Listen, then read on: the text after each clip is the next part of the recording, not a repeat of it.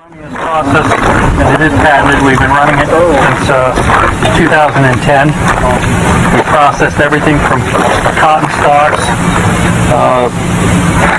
wood from scrap wood from lumber mills, railroad ties, MSW, tires, plastics, HDPE, polypropylene, polyethylene,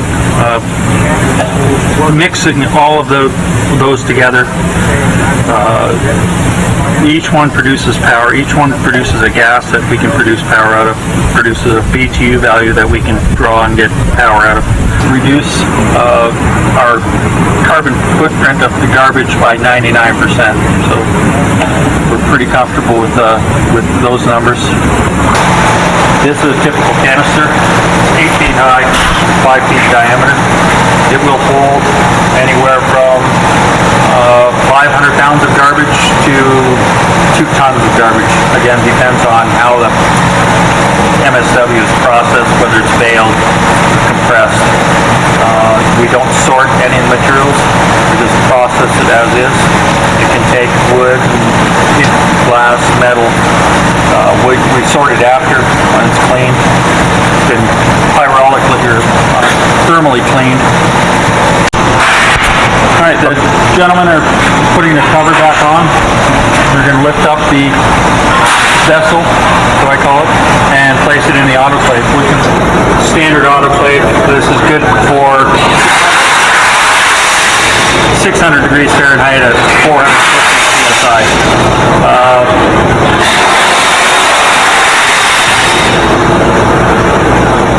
It's a lower temperature because most of all of the process is contained in that vessel. So once the vessel goes in, there's heat shields inside, and the way the air runs down, we actually bring the air down the sides. It acts as an insulator as well as a preheating of the air. It comes back up and goes through the vents that are in the top of those canisters.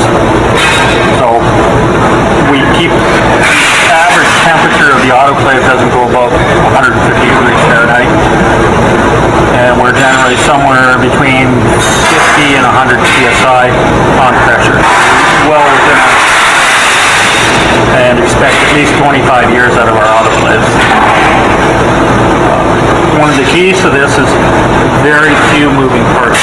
The only actual moving part on the autoclave is the lid that opens and closes. So the other moving parts on this process would be the valve, the air coming in valve, the process valve going out, and then pumps that are pumping our scrubber water back and forth.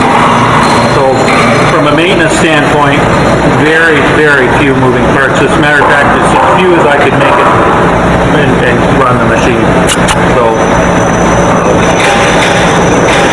very straightforward process. Again, the process begins by updraft ignition process.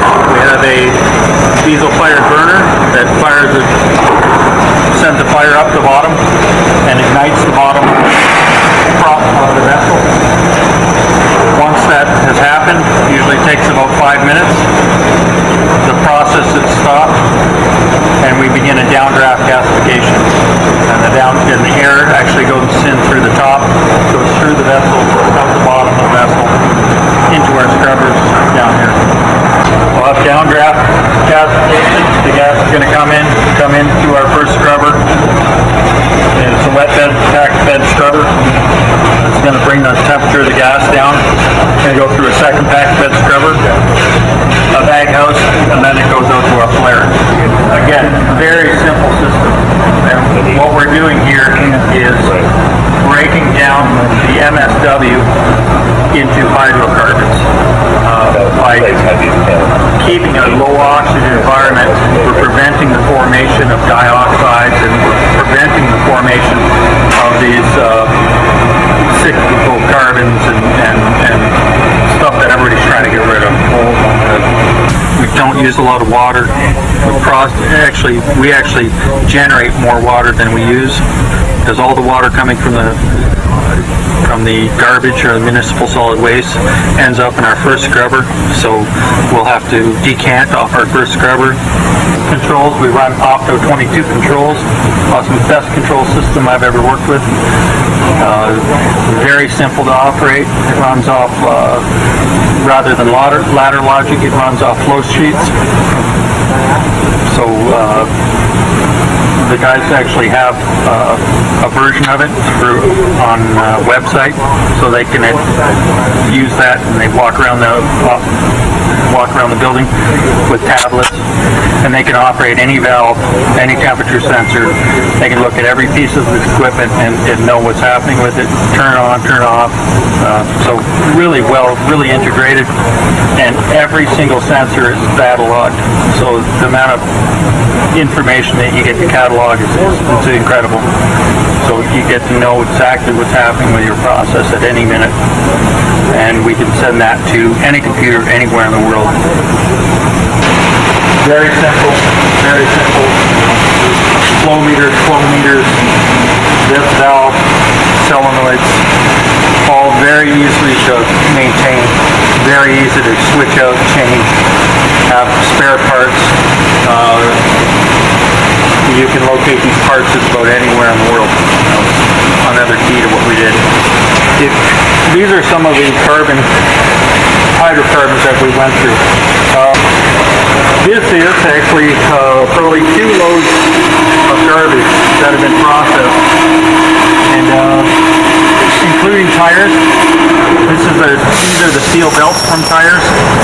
This is what's left of the tires that we processed down. We mix it with the garbage. This is just paper.